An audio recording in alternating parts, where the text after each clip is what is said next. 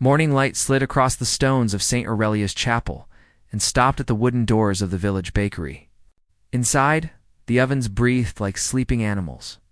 Heat licked the walls, turned the air sweet, and wrapped itself around the girl who worked the dough. Her name was Mira. She was 16.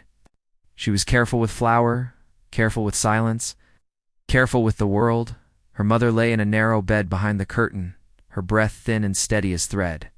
Mira kept the fire low to save wood. She kept the door open to save air.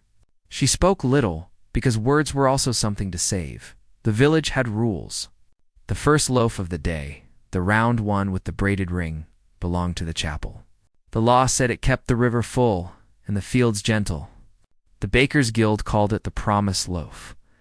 When the bell rang, the loaf went to the altar. The lantern keeper lit one wick from it, the small wick that burned in front of St. Aurelia's icon. That wick was a quiet sun no one dared to touch. Today the dough did not rise the way it should. Mira pressed her knuckles into its soft chest and whispered patience. The boil of the ovens answered with a low hum like a warning. She set the braid. She brushed it with milk. She cut 3 lines across the crown so the loaf could breathe. The bell rang. It was not the chapel bell. It was a thin bell with a mean sound. It meant the Lord's collector had entered the square. Mira stepped outside. The square looked like a bowl scratched by spoons. Stalls hunched under canvas. Pigeons pecked at nothing. The collector sat on a horse that looked bored by fear. The villagers gathered with baskets pressed to their ribs. The collector held a list. "Tithes," he said. He did not shout. He did not need to. Mira kept her apron tight around her waist and tried to be smaller than she was. She had coins. Not enough. She had bread. Not enough. She had hope. That was not accepted. The priest walked across the square with the lantern keeper. The priest's robe was clean. The keeper's coat was patched like a field. He was a tall man with a slow walk and eyes that knew when anyone had lied. No one knew his name. He was only called Keeper. "Mira," the priest said when he reached her stall. "The Promise Loaf." She nodded and went back inside. The loaf sat on the table, hot and golden. It looked like a small sun fallen into her hands. The milk glaze had turned to gloss. The braid had risen proud. She lifted it with a cloth, and the smell broke her heart because it was so kind. Someone coughed near the door. A boy, 7 years old. Dirt on his cheeks like bruises. She had seen him before. Tomas. His father had been taken by the river in spring. His mother sold nettles and rainwater. The boy looked at the loaf as if it could speak and say his name. Mira knew the rules. She knew the river listened for the sound of the promised loaf being set down on the altar. She knew the fields had memories and the clouds could sulk. She knew stories. She had lived inside them since childhood. She had also watched her mother's hands shake when she tried to lift a cup. She had watched Tomas grow thinner and quieter each week. She broke the loaf. The sound was soft, like an apology. Steam curled up and touched her face. She put a warm half in the boy's arms. His eyes widened. He shook his head, frightened of the rule that would break over them like glass. "Go," she whispered. "Eat." He ran. He did not look back. She held the other half and felt the terrible lightness of what she had done. The priest stepped into the doorway. He saw the broken loaf. He did not speak at first. He turned his head slightly as if listening for the river. The lantern keeper stood behind him. He looked at Mira without anger. His gaze was a mirror she could not hide from. "The promised loaf," the priest said at last. Mira set the half on the tray. The priest stared as if it could grow itself back. The keeper took a thin candle from his coat. He touched it to the broken bread and the wick would not catch. The priest's face changed. The keeper tried again. The wick ate a little smoke and went dark. The priest's lips moved with fast, fretful prayers. Around them, the bakery felt colder. The bell in the chapel tower rang once. Not for Mass. The old women in the square crossed themselves. The collector smiled because fear made his work easier. "Mira," the priest whispered, "this is not a loaf. This is a wound. The keeper spoke for the first time. "There is a way," he said. His voice was iron-wrapped in cloth. "If someone carries a whole loaf to the mountain chapel before dawn, the river will forgive us. The lantern there still holds a first flame. Bring it back, and the altar wick will take it. But the forest does not suffer cowards, and the mountain does not suffer liars." Mira closed her eyes. She saw Tomas eating in an alley.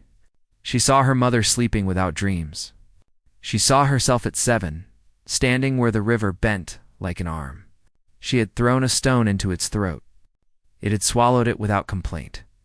She had believed then that everything in the world was a bargain that could be kept with kindness. She wanted that belief back. "I will go," she said. The priest looked relieved and ashamed in the same breath. "You are a child. I am the one who broke the loaf. Then you will carry two," the collector said as if he were measuring grain. "A whole loaf for the saint, and a whole one for the Lord's table. Or I will measure your debt in other ways." The keeper's eyes chilled. "She carries one," he said. "What the mountain wants, it will take. What the Lord wants, it should fetch for itself." Mira baked another braid. The dough behaved now as if it also wanted forgiveness. She pulled the loaf from the oven, wrapped it, and tied the cloth with a piece of twine from her mother's sewing box. She slipped her mother's silver thimble into her pocket because it felt like a small courage she could carry. Dusk folded itself over the village. The priest gave her a blessing that sounded tired. The keeper handed her a lantern without a flame. Its glass sides were scratched, and its handle was wrapped with leather, softened by many hands. "It remembers light," he said. "It will remember yours." Mira stepped into the road with the loaf and the lantern. The forest waited at the edge of the fields like a book no one had finished. The trees were tall enough to argue with the sky. The path began as a confession and then vanished as if it were ashamed. She walked, crickets carried gossip from ditch to ditch. Owls moved the air without sound. Once, something large passed between the trunks beside her. She did not look. She kept the loaf close to her chest, because even bread can be frightened if you let it. The first sign that the forest was listening came when the wind stopped. Leaves stood still, as if all the trees had lifted their chins. A whisper went through the branches like a thought finding words. Mira felt her name without hearing it. She kept walking. She did not answer, because rules live in answers. At the river crossing, the water ran black and quick. A rope bridge swung from 2 posts with old carvings on them. She set her foot on the first plank and felt the bridge ask a question. It was not a question about weight. It was a question about worth. She gripped the rope, breathed, and told it the truth inside her chest. The bridge sighed and held. Halfway across, the world went quiet. A girl stood on the far bank, pale as the inside of an almond. Her dress hung like fog. "You broke the loaf," the girl said. Her voice sounded like the underside of stones in rain. "Yes," Mira said. "I did. You will break more." "If I must." "Then come," the girl said, and stepped back so Mira could reach the bank. When Mira arrived, no one stood there. The grass remembered a footprint and then forgot it. The path rose. The mountain gathered itself into a dark shoulder. Stars opened like pins stuck through velvet. Mira counted breath and steps and thoughts. When fear tried to name her small, she named herself steady. When the night tried to weigh her down, she gave it the names of every person she had ever loved. It could not lift those names. At the last bend before the mountain chapel, a figure blocked the way. It wore the shape of a man made out of shadow. Its edges did not belong to the world. Who carries bread into a house of stone? It asked, who brings a soft thing to a hard place? I do, Mira said. Why? Because I broke what fed the light. And what will you break to feed it again? Mira looked at the loaf. She thought of Tomas. She thought of debt. She thought of her mother's hands, thin as winter twigs. She lifted the lantern. If the mountain asks for fear, I will break fear. If it asks for pride, I will break pride. If it asks for sleep, I will break sleep. But I will not break another hunger to pay for mine. The shadow man tilted its head. The path opened behind it like a mouth. Then climb, it said. And hurry. Dawn breathes near. Mira ran. The chapel's door stood slightly open, as if someone had left in a hurry and forgot to close it fully. Inside, a small flame burned in a niche of carved stone, blue at the core, patient around the edges. It was the first flame, the old one, the stubborn one. It had been born when the village was nothing but a promise. It watched her without moving. Mira held the loaf in both hands. "I am sorry," she said to the flame, "but I will not lie to you to make you forgive me." She set the loaf on the altar. She lifted the lantern. The flame bent toward the glass as if curious. She opened the small door and held her breath. The wick inside the lantern remembered. Light. Caught like a thought that had waited too long. The glass brightened. The handle warmed. Outside, dawn began to rub its eyes. Mira closed the door and turned. The shadow man bowed its head. "May your hands keep what they must," it said, and moved aside. Mira stepped into the pale morning with the lantern bright and the loaf warm, and began the long walk home. Mira's breath rose in small clouds as she descended. Dawn spread a soft color across the sky, not yet gold, not yet blue, the color of a secret finally spoken. Birds opened their throats. Grass reached for light. The lantern swung at her side and did not flicker, even when the wind tried to play with it. It was not a stubborn light. It was a faithful one. At the river crossing, the bridge looked older than it had at night. Every knot in the rope told a story of hands and storms. Mira placed one foot and then the next. The boards creaked in polite complaint. Halfway, she stopped and looked down. The water moved fast, carrying twigs and reflections and the scent of pine. The river did not look angry. It looked focused, like a worker who knows the hour is short. On the far bank, an old woman sat on a stone, combing her hair with her fingers. Her hair was white and reached her waist. She wore a dress the color of wet bark. The lantern light stroked her cheek and deepened the lines there. "Child," she said, "have you ever asked the river for anything that it did not give?" "I have not asked much," Mira said. "Then you have not lived long. The river gives and takes with the same mouth. It does not keep lists. It keeps memory." Mira inclined her head. "I will remember that." "Good," the old woman said. "Memory is the only wealth that feeds both the living and the dead." She stood. And for a moment, Mira saw the old woman's reflection in the water, and the reflection was a young woman with eyes full of mischief. Then both images agreed to be old again. "Go," the woman said. "Your village tries to hold its breath. It will need to exhale soon." Mira hurried. Fields lay flat and wide, stitched with rows where seeds slept. The village roofs gathered like geese. Smoke began to rise. She passed the last fence and saw the square. People had formed a ring around the chapel steps. The priest stood near the door with his hands tucked into his sleeves as if his fingers were cold despite the morning. The collector's horse stamped one hoof and looked bored. The lantern keeper stood apart, arms folded, eyes quiet. Mira walked straight to the steps. No one spoke. She climbed, set the loaf on the altar, and lifted the lantern toward the altar wick. The small wick leaned as if listening. It touched the glass, and then the flame in the lantern reached out like a friend. Light ran along the wick and took its place. The altar lamp burned. The sound that followed was not a cheer. It was a soft sound, like people choosing to breathe at the same time. The priest pressed both hands over his heart and exhaled. The collector's mouth tightened. His list did not burn, but it looked less important. The keeper approached. He took the lantern from Mira, weighed it in his hand, and nodded. "It remembers," he said, and his voice held a warmth that had not held before. "And so will we." The priest turned to the square. "We will give thanks," he said loudly. "We will pay," the collector interrupted. "You will pay."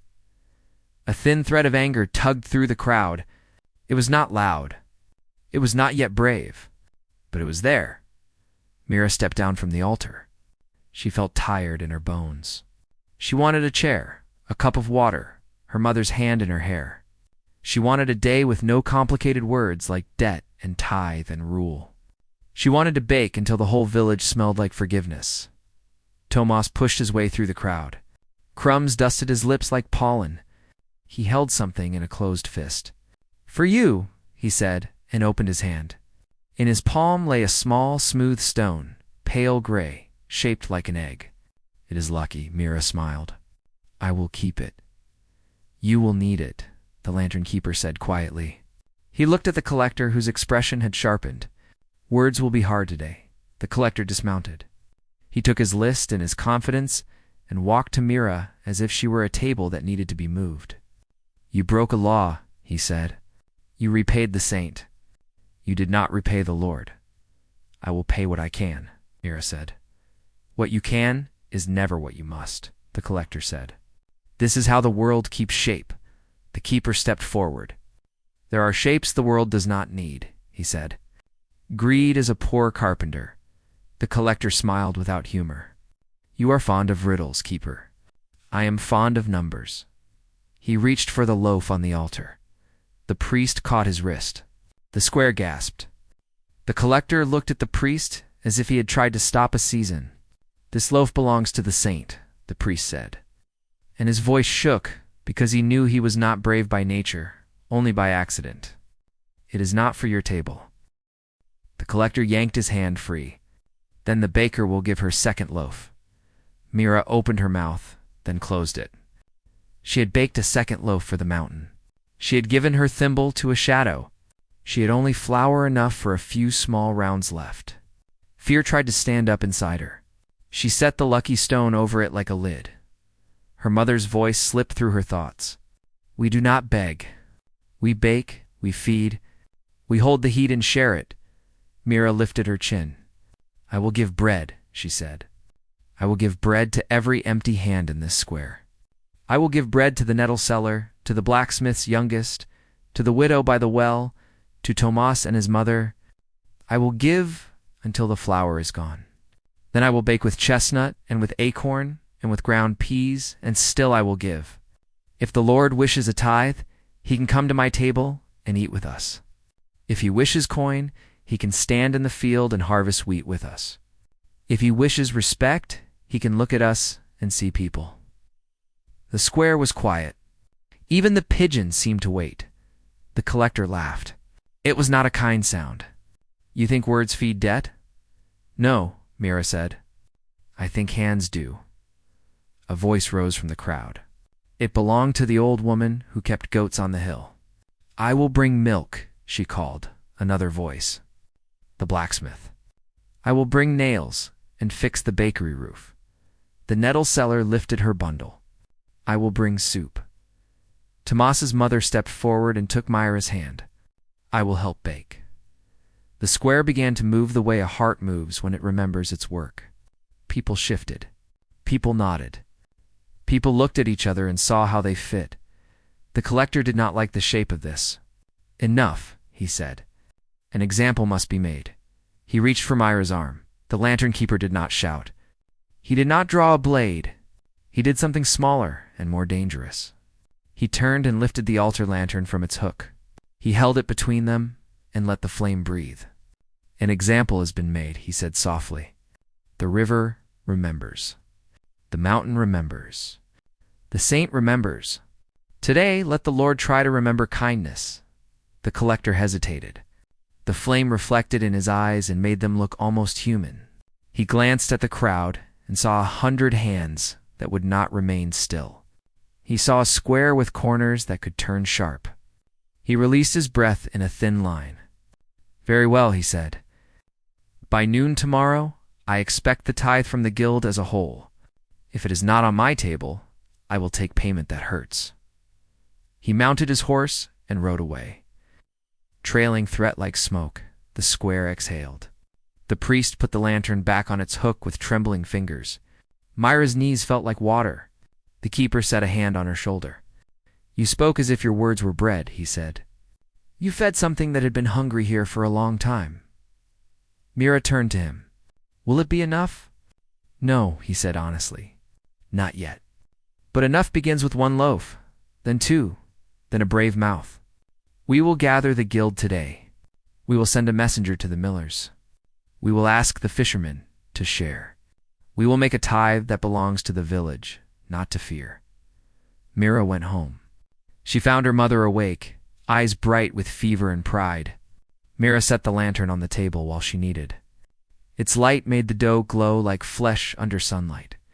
Her mother reached out and touched Mira's cheek. "You look taller," she said, and smiled. They baked through the morning. People came and went with baskets and stories. Laughter began to live in the doorway again. When Mira grew tired, Tomas took the shovel and slid rounds into the oven with a seriousness that made him look older. The old woman from the river brought a jar of honey and said it was for the bread that remembered joy. By afternoon, the guild gathered in the square. The bakers shook flour from their sleeves and spoke with one voice. They would pay the tithe from a fund that would be refilled by a small gift from every loaf sold until harvest. No one would go hungry. The poor would eat first.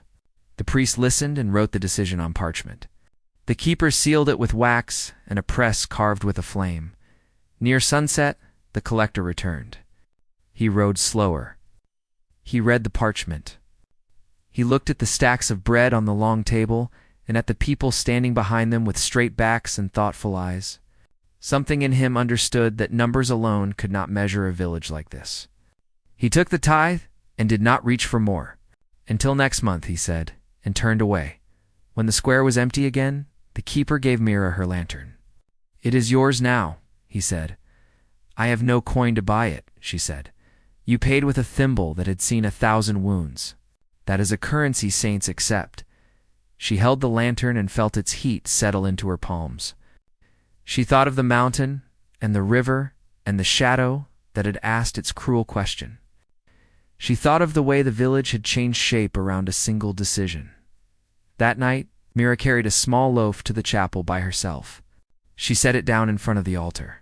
"For those who cannot pay," she whispered, "and for those who can, but forget to try." The wick burned quietly. The saint in the icon looked down with the same patient expression she had worn for 100 years. Mira stood in that light for a long time and let it write itself into her bones. In the morning, the river ran fuller. The fields lifted their green heads and showed hope at the edges. Tomas came early with clean cheeks and quick steps. He bought a loaf with 2 copper coins and a lucky stone. Mira laughed and gave him change in the currency of stories. The village learned a new rule. It was simple. It was hard. When you can, be the first to give. When you cannot, be the last to take. The rule did not make the collector kinder. It did not cure illness. It did not stop storms. But it did build a table long enough for everyone to sit. Years later, children would ask where the lantern came from. They would point to the scratches on the glass and the leather worn smooth by hands. The story would be told in kitchens and on doorsteps and beside the river that remembered. It would always begin the same way, because beginnings matter. Once, a girl broke a loaf to feed a boy. Then she carried fire down a mountain. Then a village learned it could breathe, and every morning after. The ovens woke, the Promise Loaf rose, and the first light in the chapel caught with ease, as if the world had been waiting for permission to forgive itself.